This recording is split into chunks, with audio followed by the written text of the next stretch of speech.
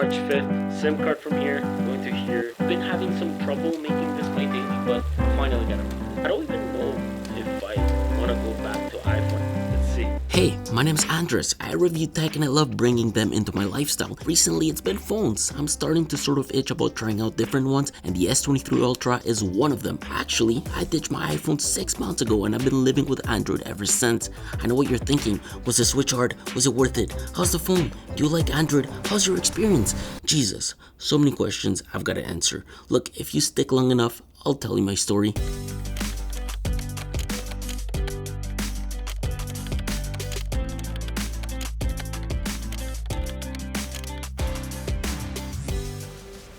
So when I first switched from the iPhone, it took me a bit of time to get used to this whole Android ecosystem and bring it into my everyday life. I mean, going from iOS to One UI, which is Samsung's custom Android skin for their smartphone, is definitely different.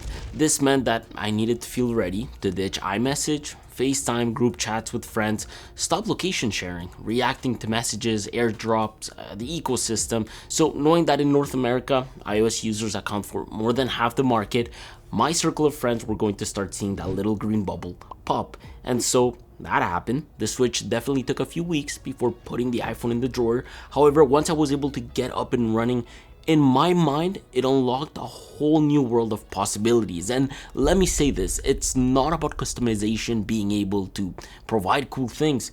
It's actually about customization being able to tweak features to your liking. Once you, as an iPhone user, you start understanding that, the experience is a different one. We are talking about the simplest of things, like changing the way the app switcher behaves. It can also be other things like unlocking more camera features through either native apps or native Samsung settings, or even the ability to control the snappiness of the device through its settings. This, among many other things, are what forms the love Android users have for their platform. But my personal battle with switching wasn't only related to software, but also hardware and customer service. I think we all know that Apple stores are pretty much everywhere, which means the customer service is a lot more accessible and at times can feel more reliable. With Samsung, it tends to be a bit more difficult to find Samsung stores, so it can feel like you're dealing with your own problems a bit by yourself per se. I mean, it is the way I sort of felt when I broke my S23 Ultra screen and I had to find a solution for it. I don't even know what to say, honestly. You know what? I tried to see light of day and I was like, maybe I should film myself trying to contact Samsung and see how the screen replacement program goes and just document it and show you guys how their customer service is. But damn, like, I'm really annoyed. I can't even use the fingerprint, which is driving me nuts. So yeah, that's what I did. You do need to register your phone online prior contacting them. I picked a location to drop this off at and filled a form explaining to them my situation with my device. I had actually dropped the phone on a Saturday, I believe. I went to the store. The girl was super nice enough with me to guide me through the process. This is where I discovered maintenance mode, by the way, which is very nice. Anyways, I ended up getting a call on Tuesday that my phone was ready for pickup, and I picked it up on Thursday. And although it really wasn't cheap to change the screen and my USB-C port that broke during my trip to Portugal, the process was actually and honestly very easy. I was happy to know that I was back on my S23 Ultra working as it should. So that was my experience with customer service. Now, in terms of usability, every day for the past 6 months, this phone has been nothing but great to me. I've got the S23 Ultra with the matte green glass. I love these squared off aluminum rails, makes it sort of easier to hold. I know that out of all flagship phones, it is one of the bulkiest to hold. I mean, at 234 grams, it's by no means light, but it does beat the Pro Max by a few thousand milligrams. I guess because it's thinner, so that, along with the new squared off design, makes it easier to have like at hand, especially when using it with one hand. The camera bumps also aren't as big as the iPhones. This made me realize that it doesn't collect as much dust. I do find the SIM card ejector pin placement weird though. It does get confusing at times when putting a European SIM card in here, and I guess the way it fits in a pocket. Not practical, but I guess that's just the nature of bigger phones. I mean, at the end of the day, with One UI and one-handed mode, it does make those type of hurdles more forgivable. You lose some and you win some.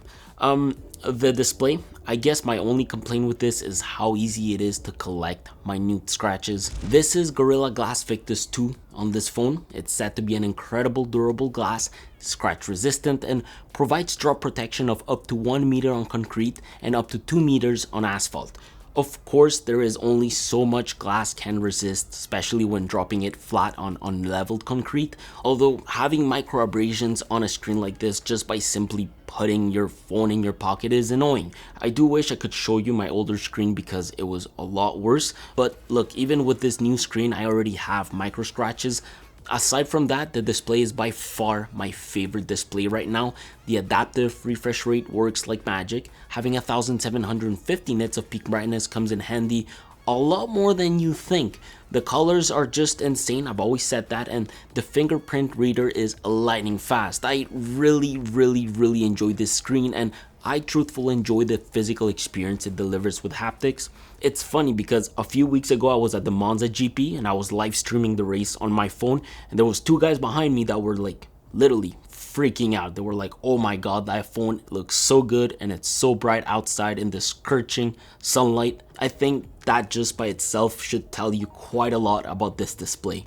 I do want to bring up battery life right now because it is absurd how good it can be. Live streaming that race during the Grand Prix for an entire 2 hours made the phone only drop about 23%, I want to say, and even at that, I still had enough juice afterwards to use Waze in order to drive back 3 hours to our hotel, blast music along that, and use social media. With that in mind, the phone still had the audacity to be at like 20-25% at the end of like most days. I know that because I often forget to charge it at night, and then in the morning I find myself with low battery. And for those who want to know, 25% lasts you for like half a day with very moderate use, I'd say. I use my phone for work constantly. I think my average screen time, the amount of notifications I receive and unlocks, definitely show that. My phone estimates that a typical full charge will last me about 1 day and 5 hours, which is very accurate to my day to day. And I have zero issues with that. That dead battery during the middle of my day gets charged in about an hour and 20 minutes. That's all due to its 45 watts of fast charging, and if you want to charge it wirelessly, 15 watts will take a bit longer. Here comes the part that, again, most iPhone users tend to dislike: the Android user experience. We all know iOS for being an operating system that subjectively delivers great ease of use, great support and updates, an incredible ecosystem if you ask me. All of that, along the fact that iOS for most people tend to feel like the snap your phone, are things that iPhone people love. I needed to overcome that in order to have an enjoyable user experience with Android, which I did, and let me tell you, I haven't had a phone experience this enjoyable ever since iPhone X. In fact, I'm so into it now that all the gestures, the way to search, multitasking, how to close app, all of it has been engraved within my fingertips. Every time I take my girlfriend's iPhone and I start playing with it, it's like I've forgotten how to use the iPhone. I dove so deep into the Android world just because I really wanted to get the full-blown experience. I went as far as tweaking animation scales within the developer options to make my phone feel super fast, watch hours upon hours of videos in order to learn all about One UI, spend days and weeks mastering the proper camera settings to be able to take great pictures. I mean, I've done it all to be able to properly enjoy this phone. I think at this point I can confidently say that the major drawback to Android is the lack of people using it in North America. So iMessage feels nostalgic to me, and I guess social media app optimization. Till this day, I still encounter my own little annoying bugs with Instagram, like tags not working on posts, drafts for reels not properly saving, the messages load weirdly. Even Twitter and its timeline, they load kinda weirdly, and as a Twitter Blue user, you'll see how much more Twitter Blue features iOS has compared to Android. Apart from these things, Samsung messaging works really well, especially when I text friends that use it. WhatsApp is way more complete compared to iOS. It's an app I use a lot due to some groups of friends having different types of phones and family members living abroad.